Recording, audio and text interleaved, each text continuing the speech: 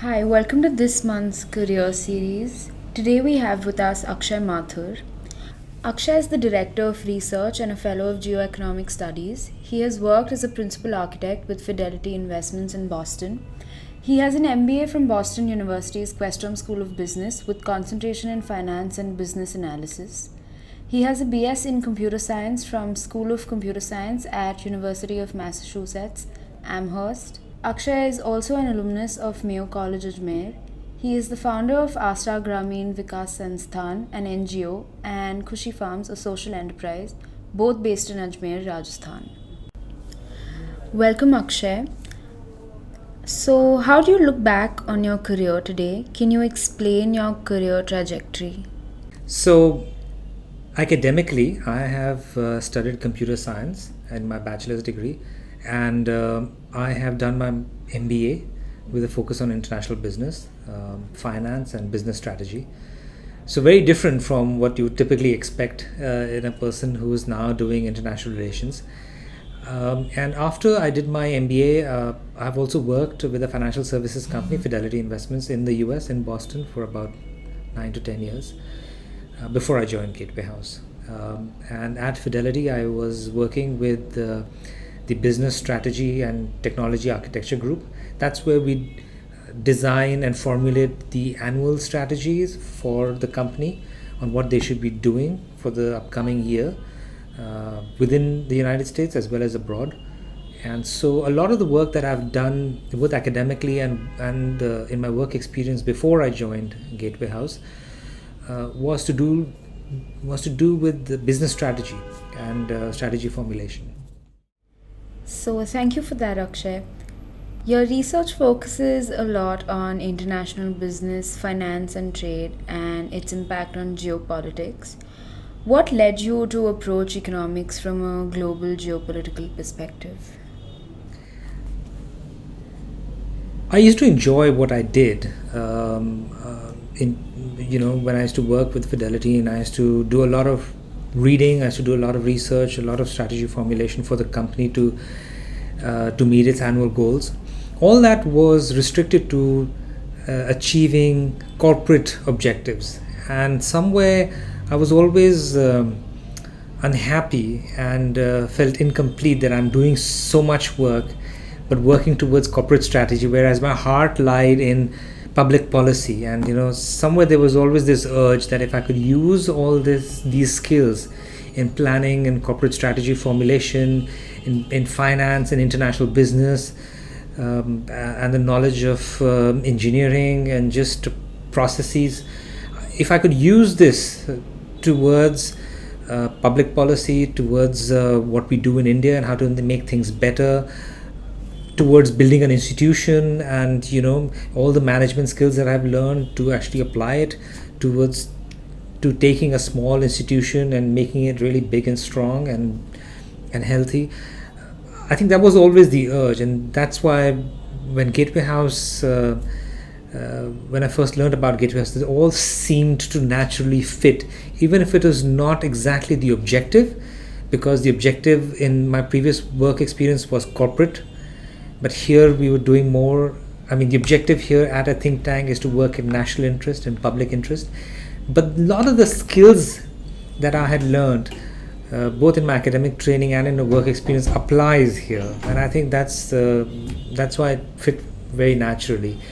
And even after I joined Gateway House, that's why I chose geoeconomics as my area of study, because geoeconomics naturally fits in with studying the international business environment, studying international finance, studying international trade, and that's why the study area is just something that I'm very interested in.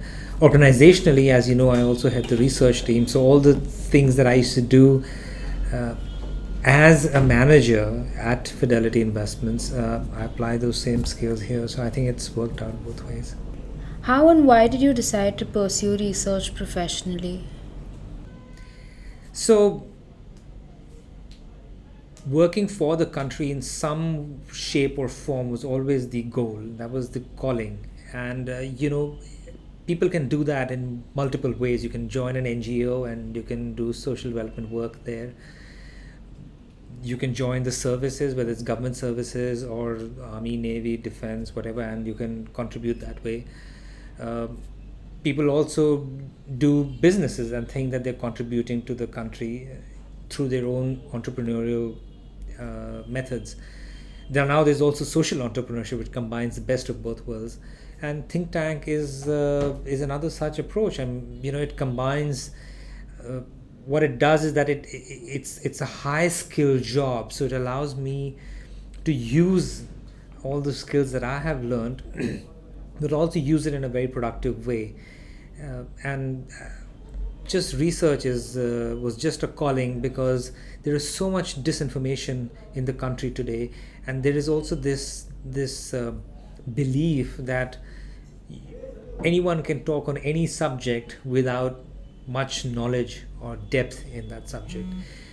And also there is actually a serious requirement for creative ideas that are not just half-baked ideas, but seriously thought through, well-researched ideas that we can help the government with in its foreign policy ambitions and goals, that we can help businesses with, that we can help the country with. So a lot of our role, as you know, is not just to work with government in its foreign policy initiatives, but also to decode what's happening in the world for the public at large.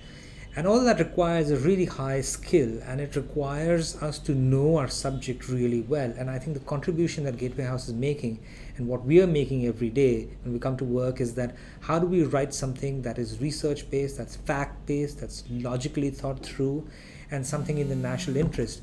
And I think that in itself is a real driver. I think that's it's a calling. It's what energizes me. And I think every day I get up in the morning and I say, I look forward to getting to work, and I have to remind myself that I have to leave work and get back home, because I enjoy it so much. Could you tell us something about your initiatives, Asra and Khushi? So. Asra Gramin Vikas Sansthan is actually an NGO that I co-founded with some of my other family members in 2002, and it's a small NGO in the sense that of the number of people working in it. And what we try to do, over the years, initially when we started, we were doing healthcare programs, education programs, environment, a lot of things. Gradually, we moved out of education and environment and healthcare and focused more towards vocational training. That's just how the landscape in the area where the NGO is based in Rajasthan has changed, and that's the requirement of the hour. The second one is called Khushi Farms. It's actually a farm that my family owns, but the reason why we've converted it into a social enterprise is because we try and use the agribusiness in our own small way. All the vocational training that happens there, we try to sell the products from those training programs at a showroom on the farm. So we're trying to use that as a form of social enterprise. Both of them actually just sit very well and align and congruent to what I do here at Gateway House. It just enriches my experience and my knowledge here, because I know what's happening on the ground. If anybody in this country is remotely connected to agriculture in this country, they know that what 750 million people are dealing with every day. And so it just naturally fits in. I've thought about whether it could be my full-time job, and I don't have any conclusions about that yet. I really enjoy it. I think part of me does thinks that it is not a full-time role, because it does not leverage all the things that I have learned and I know, because I'm an engineer, I'm an MBA, I've studied international finance, international business, and I just feel like the stuff that I'm doing at the farm only leverages like maybe 40 to 50% of all the things that I'm capable of. In that sense, Gateway House is really energizing, because I can use my experiences and my knowledge from that, but also actually put it here where a higher level of skill and understanding is required, which I'm capable of delivering. And of course, this is a think tank. This is technically a not-for-profit institution as well. We all come here. Everybody who works here could be working in a corporate world, as you know, for higher salaries and better fringe benefits. But we are all here because we are driven by something, and I think that means a lot. I think to be charged to wake up every day to be able to deliver something is the most exciting thing. And if you're passionate about it, you can put in 400% and not know. Whereas if you don't like your job, even if you're at 20%, you will still be whining when you wake up in the morning and grudgingly getting to work. Is it easy? It's not easy at all what we do here. It's very, very difficult. We have our ups and downs, but we charge ahead because it's like any other mission, and hopefully over time people will realize what we do here, and people will come to respect research, people will come to respect writing, people will come to respect knowledge in this country, especially homegrown, that there are these centers and we're doing this in public interest, and I think that's the mission. And every day we also see the benefits of the work that we put in, and I think I wouldn't be anywhere else right now, and it's a really important statement to make, that I'm so energized and love what I do so much. What advice would you give students looking to pursue a career similar to yours? Oh, that's very easy for me. Not that I give advice all the time, but if anybody takes a look at my career, they'll notice right away that I was a science student in class 11th and 12th. I took computer science and computer engineering for the 4 years. I worked at a financial services company for about 9-10 years. I've done my MBA in international finance and business strategy, and I've also done some coursework in international relations. And it was only now, about 7 years ago, when I joined this institution, when it was founded, that I seriously started to do what I love to do. So my main message is, people should not be worried about time, that they should not be concerned that right after a bachelor's degree they have to get into this field, or right after master's they have to get in this field. Since I was 16, that's when you choose sciences in class 11, 12. I've been wanting to do this, but I eventually started doing this only when I turned 28. So it took me about 12 years to really make my way to eventually what I wanted to do. So I think my advice would be, people should take it slow and not be disheartened if they're not in the right field right away. The only thing that kept me going was that they should use the time to build technical expertise so that it can be leveraged when the opportunity comes.